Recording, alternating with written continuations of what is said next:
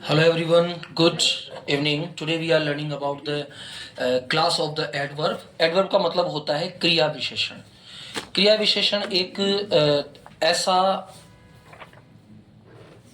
Topic है जिसमें हमें किसी क्रिया की विशेषता बताने वाले शब्दों के बारे में जानना होता है.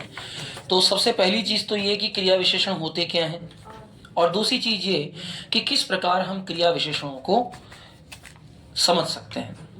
इससे पहले कि हम लोग क्रिया विशेषण पढ़ें, ये टेस्ट पेपर आपको अपने पास रखना है, केवल अभी इसको स्टार्ट नहीं करना है. ये हम स्टार्ट करेंगे लास्ट के हाफ आवर्स में. उससे पहले क्रिया विशेषण जो कि अब तक किसी भी क्लासेस में नहीं हो पाया है, क्योंकि ये according to the new syllabus आपको बताया जा रहा है. अब क्रिया विशेषण होता क्या है, सबसे पहले तो ये बताओ मुझे, क्या आप जानते हैं? विशेषण का अर्थ होता है वे शब्द जो किसी चीज की विशेषता बताते हैं, स्पेशलिटी बताते हैं, क्वालिटी बताते हैं. तो ऐसे शब्द जो किसी चीज की स्पेशलिटी अथवा क्वालिटी को बताते हैं, ऐसे शब्दों को हम क्या कहते हैं? क्रिया विशेषण कहते हैं. अब क्रिया विशेषण जो होते हैं, बेटा अपना पेपर ले लो, बाकी दे दो, जो सब अपना अपना लेते रहेंगे. एक मुस्कान को दे दो, एक आप ले लो, बाकी पेपर पीछे दे दो. यस, डिवाइड कर लीजिए. और पेपर को पढ़ता हुआ कोई नहीं दिखना चाहिए मुझे. No one will start to read the paper. और इस पेपर की पूरी आंसर शीट इस पेपर के जस्ट पीछे ही बननी है ना बेटा? ये ध्यान दीजिएगा और यूज कीजिएगा. मोस्टली अगर पेंसिल है तो पेंसिल का यूज कीजिएगा, ताकि कोई करेक्शन अगर है तो आप कर सके डायरेक्टली. अब बात होती है क्रिया विशेषण की. तो क्रिया विशेषण जो है, जैसे मैं एक शब्द एक वाक्य बोल रहा हूं, राम तेज दौड़ता है. Ram runs fast. अब राम तेज दौड़ता है तो इसमें राम की कौन सी विशेषता बताई गई है? तेज दौड़ना. तो ये जो तेज दौड़ना है, ये तेज दौड़ना एक क्रिया भी है. क्रिया मतलब वर्ब भी है. और जब इस वर्ब में किसी व्यक्ति की विशेषता बता दी जाती है तो ऐसा सेंटेंस कहलाता है क्रिया विशेषण.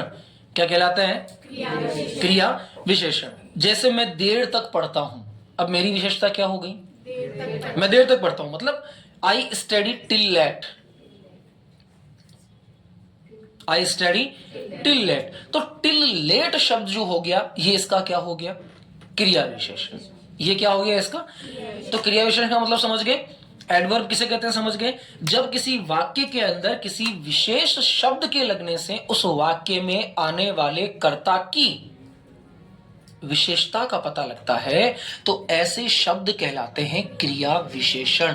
और इन्हें ही इंग्लिश में कहा जाता है एडवर्ब्स. क्या कहा जाता है? अब एडवर्ब्स कौन कौन से हो सकते हैं, उन सारे एडवर्ब्स को हम लोग जानेंगे, पढ़ेंगे. Number 1,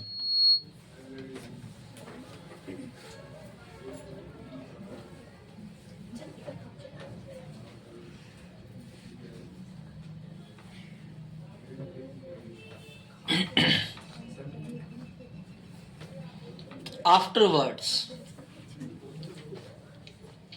AFTERWARDS. आफ्टरवर्ड्स.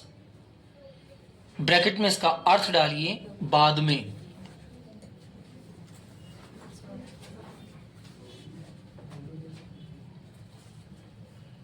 ऑब्लिक लगाइए.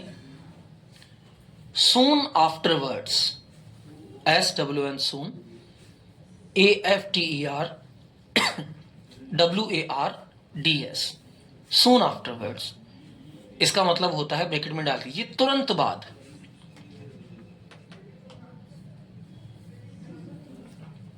समझ आ गया? आफ्टरवर्ड्स का मतलब क्या होगा? बाद में. और सून आफ्टरवर्ड्स का मतलब क्या होगा? तुरंत बाद. पहला वाक्य लिखिए मेरा. मैं बाद में आऊंगा अगर आप अभी व्यस्त हैं. मैं बाद में आऊंगा अगर आप अभी व्यस्त हैं. मैं बाद में आऊंगा अगर आप अभी व्यस्त हैं. बनाइए फटाफट, क्या बनेगा ये? I will come afterwards if you are busy now. I will come afterwards if you are busy now. समझ आ गया? केवल शब्दों के अर्थ को समझना है, और जैसे ही हम शब्दों के अर्थ को समझ लेंगे हम क्लियरिफाई कर लेंगे कि किस प्रकार इन शब्दों का प्रयोग गुड लेवल पर किया जा सकता है। दूसरा एग्जाम्पल लिखिए, आपके निकलने के तुरंत बाद मैं आया।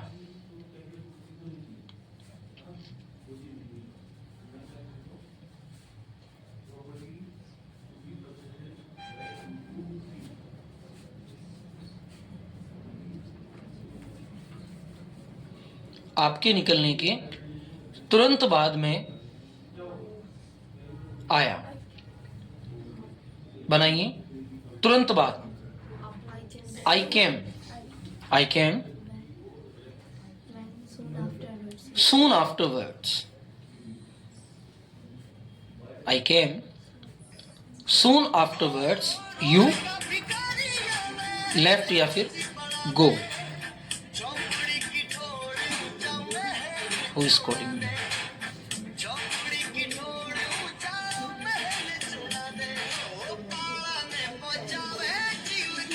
ऐसा कैसे हो सकता है? रिंगटोन आ रही है, ईजिए तेरा ईशांत निशिता।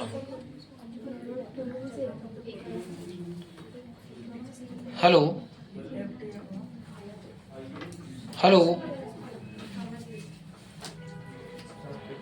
बच्चे वीडियो कॉल कर रहे हैं। Have done? ओके, नेक्स्ट लिखिए again. Next is again. Again का मतलब क्या होगा?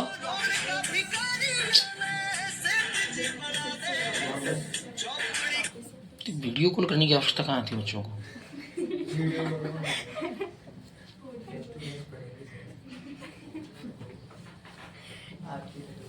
Again, have done? Okay, again का मतलब क्या होगा? दोबारा,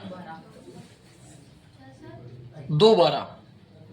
अगेन, दोबारा। Oblique, once again. अब यहां वंस अगेन का मतलब क्या होगा? एक बार फिर, एक बार फिर। ऑब्लिक लगाइए, अगेन एंड अगेन, बार बार। तो ये तीनों क्या हो गए? Adverb.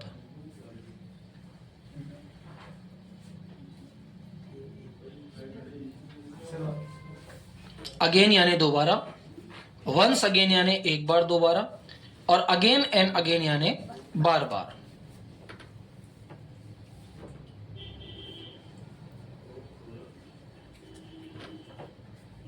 Have done? Okay,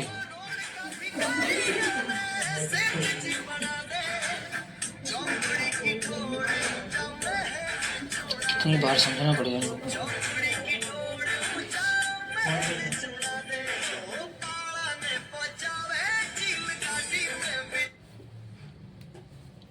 hello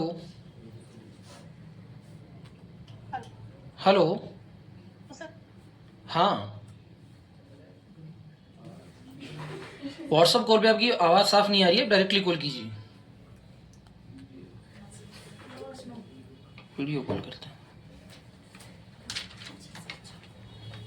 6 बार काट चुका हूं। Have done it? ओके। वो लड़का दोबारा आएगा। वो लड़का दोबारा आएगा।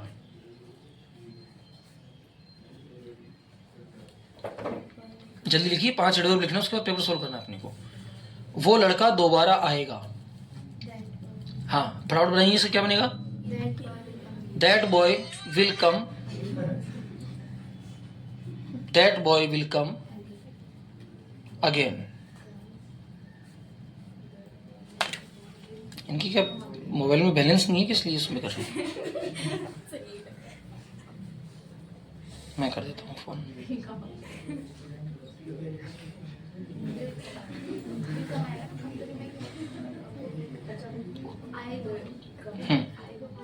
आएगा, फ्यूचर इंटेंशन के साथ है, आएगा। सेकंड सेंटेंस है मैं एक बार फिर सोचूंगा। मैं एक बार फिर सोचूंगा। सोशल मीडिया विज्ञापनों और संचार।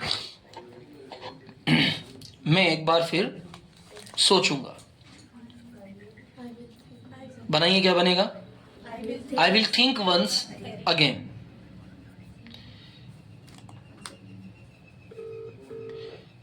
तुम यहां बार बार क्यों आ रहे हो?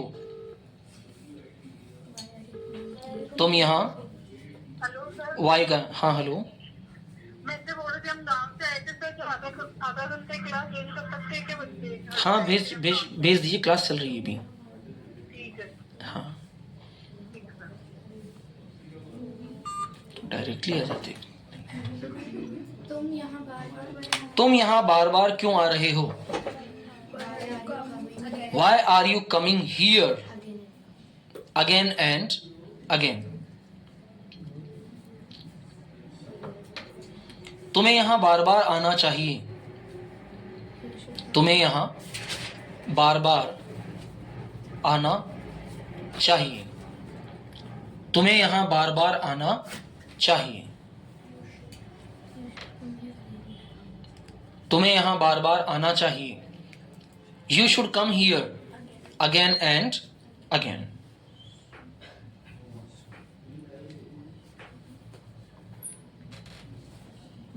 नेक्स्ट एडवर्ब लिखिए एगो, AGO। और ध्यान दीजिएगा, सैटरडे के दिन जो क्लास होगी उसके अंदर ये सारे एडवर्ब सुने जाएंगे और इसके पहले वाले वर्ड भी सुने जाएंगे, ठीक है ना? वर्ड ड्रिल करेंगे उस दिन। एगो, एगो का मतलब होता है पहले। AGO, एगो, एगो यानी पहले।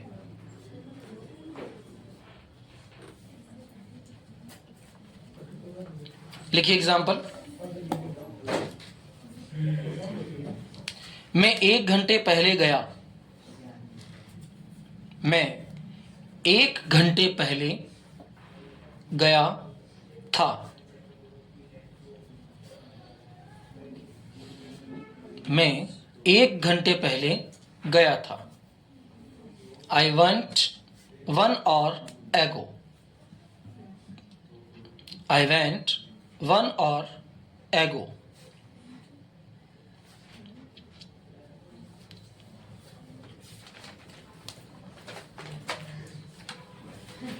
नेक्स्ट लिखिए ऑलरेडी, पहले से ही। Already, ALREADY, already. इसका मतलब होता है पहले से ही।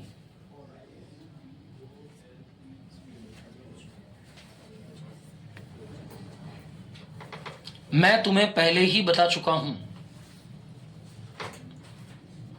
मैं तुम्हें पहले ही बता चुका हूं।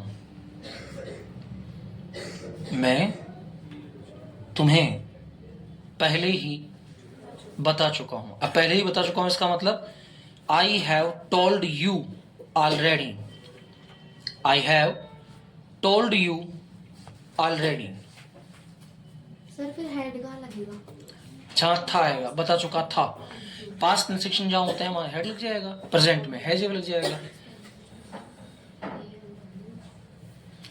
मैं ये गाना पहले से ही सुन चुका हूं। मैं यह गाना पहले से ही सुन चुका हूं। मैं यह गाना पहले से ही सुन चुका हूं। मैं यह गाना पहले से ही सुन चुका हूं। जी हाँ, लिख रहे हैं बेटा आप, दैट्स वेरी गुड। बनाइए जल्दी से, बोलिए क्या बनेगा? I have already listened to the song.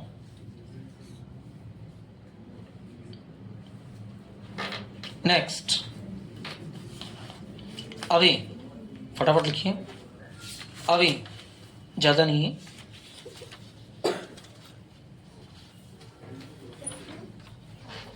Away, away का मतलब क्या होता है? दूर होना, दूर।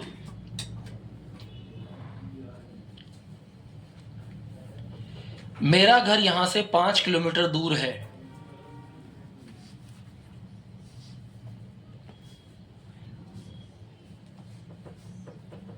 मेरा घर यहां से 5 किलोमीटर दूर है। क्या बनेगा ये? माई हाउस इज 5 किमी अवे फ्रॉम हियर। शाबाश। माई हाउस इज 5 किमी अवे फ्रॉम हियर।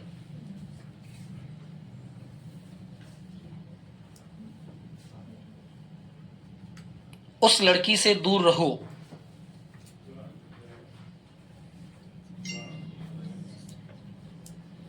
अब दूर का मतलब अवे और रहो का मतलब स्टे, तो दोनों शब्द साथ हो जाएंगे तो क्या हो जाएगा? Stay away from the girl, stay away from that girl, stay away from that girl, stay away from that girl.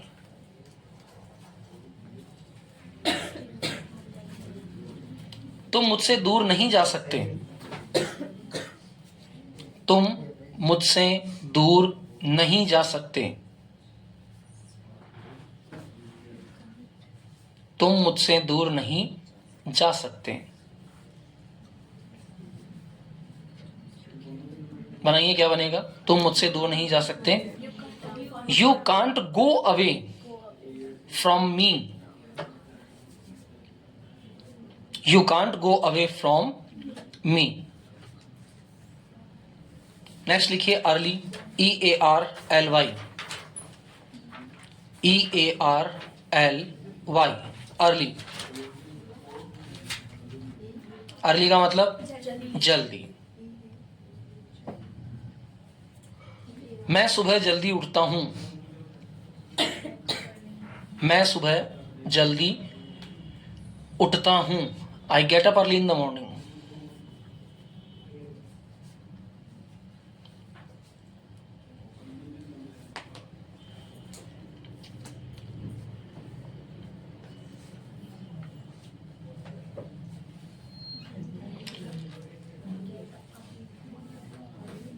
वह स्कूल जल्दी पहुंचा। वह स्कूल जल्दी पहुंचा। He reached school early. He reached school early. शांत नहीं है। He reached school early. He reached school early. समझ आ गया? अब किसी भी एग्जाम्पल की इंग्लिश नहीं बताऊंगा मैं, ध्यान दीजिएगा, ठीक है? नेक्स्ट लिखिए else, ELSE, ELSE, else। else का मतलब क्या होता है? कुछ ऑब्लिक कहीं ऑब्लिक कोई और। कुछ ऑब्लिक कहीं ऑब्लिक कोई और, ये सब किसके मतलब होते हैं? एल्स के। वह कहीं और गया। वह कहीं और गया। वह कहीं और गया।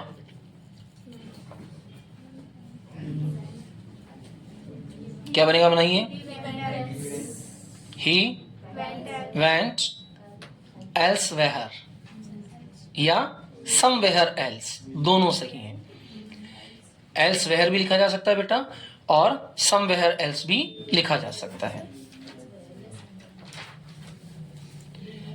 मैं और कुछ नहीं चाहता।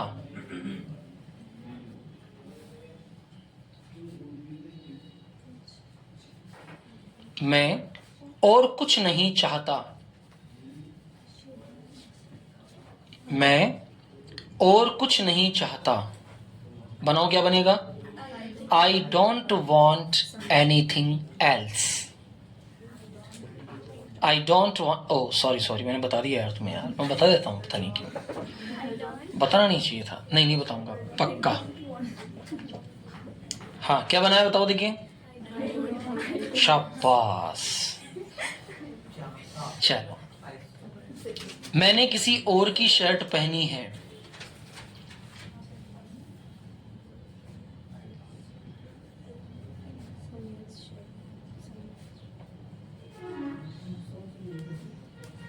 मैंने किसी और की शर्ट पहनी है। बनाइए क्या बनेगा। I wear someone else shirt. शाबाश। I wear someone else shirt. Very good. Enough. Next word लिखिए। एनफ या इनफ दोनों शब्दों से इसको बोला जा सकता है। ENOUGH। ENOUGH enough. इनफ का मतलब होता है काफी अथवा पर्याप्त। काफी अथवा पर्याप्त। चलो, यह पैसा मेरे लिए काफी है।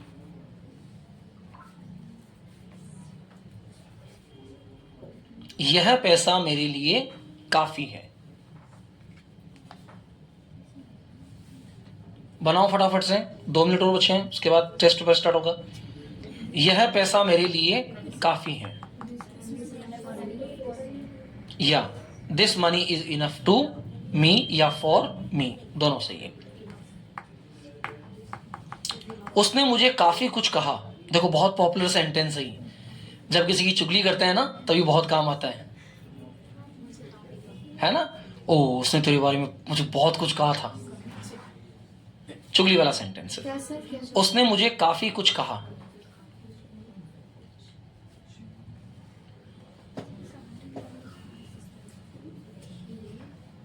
बनाओ,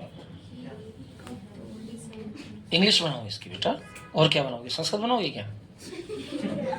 उसने मुझे काफी कुछ कहा। हाँ, he said enough to me। he said enough to me। शाबाश। तुम्हें नहीं, मुझे, तुमने बनाया नहीं। he said enough to me।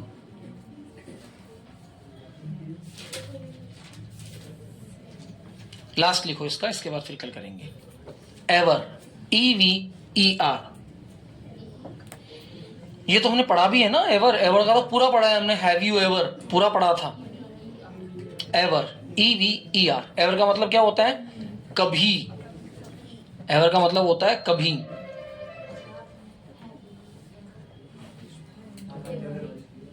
क्या तुमने कभी इस बारे में सोचा। देखो जब किसी को एक्स्ट्रा ज्ञान दिया जाता है ना, एक्स्ट्रा नॉलेज दी जाती है, तो हम उससे पूछते हैं ना, क्या कभी तुमने इस बारे में सोचा।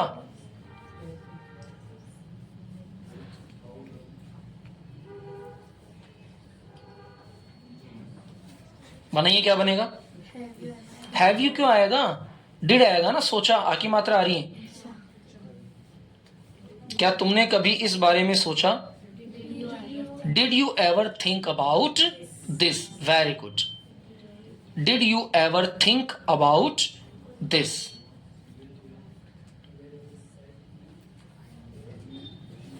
क्या तुम कभी वहां जाते हो। क्या तुम कभी वहां जाते हो।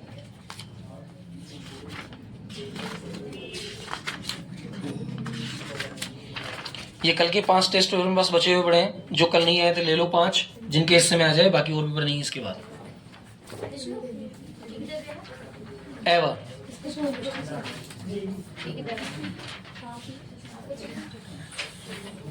क्या तुम कभी वहां जाते हो। बनाइए। जाते हो प्रेजेंट है ना बच्चे। Do you ever go there. There there हो जाएगा, ठीक है। अब हैव का बना के देखो। क्या तुमने कभी पिज्जा खाया है। अब ये अनुभव हो गया। किसने कहा नहीं, किसने कहा था। मिस्टर सुरेश कल पिज्जा पार्टी देंगे या फिर।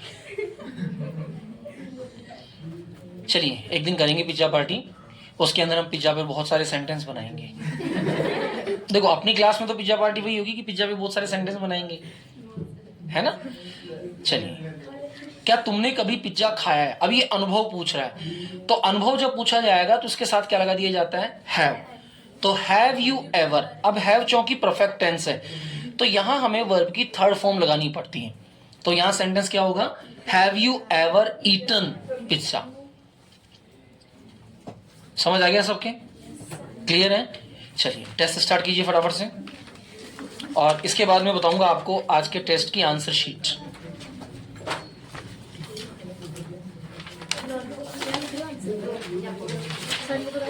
इसके बाद होगा आर्टिकल, ध्यान रखना।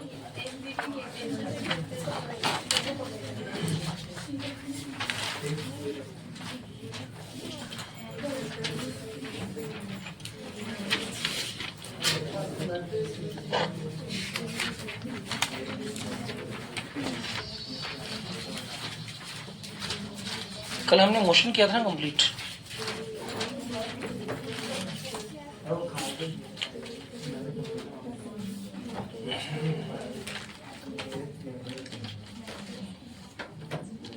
टेस्ट पेपर सभी के पास आ गया? किसी के पास नहीं है? आपके पास नहीं है? हाथ एक और एक, दो के पास नहीं है ना। तो जिनके पास टेस्ट पेपर नहीं है, टेस्ट पेपर लीजिए फटाफट से।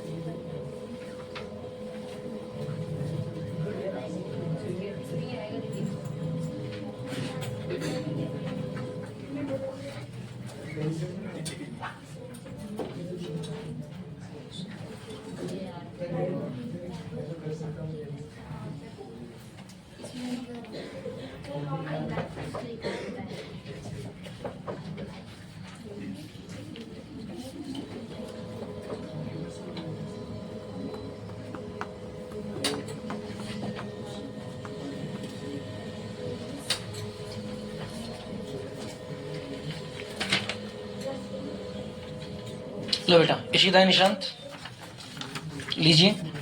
और यदि ये मान के चलिए कि आपके टोटल ये 40 मार्क्स का पेपर है, 40 मार्क्स अगर सबके कंप्लीटली आ जाते हैं तो आप सेंटेंसेस मेकिंग में परफेक्ट बन चुके हैं, और नहीं आते हैं तो फिर ये मान के चलिए कि लगभग 500 सेंटेंसेस हमें और बनाने पड़ेंगे।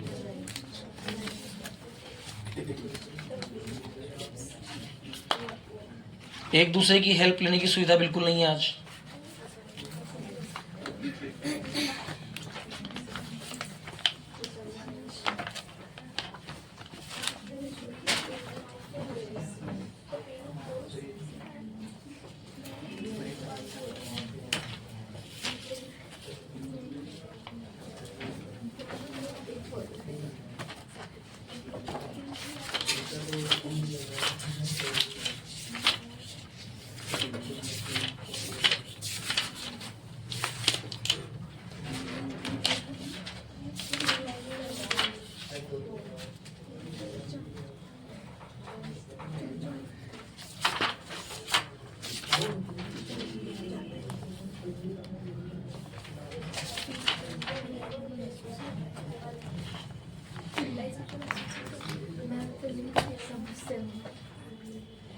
देखो अब तक तो हमने काफी हिंदी सेंटेंस को इंग्लिश में बनाया है, लेकिन अब इंग्लिश सेंटेंस से हिंदी बनानी पड़ेगी ताकि जो बोल रहा है सामने वाला हम उसको समझ सकें।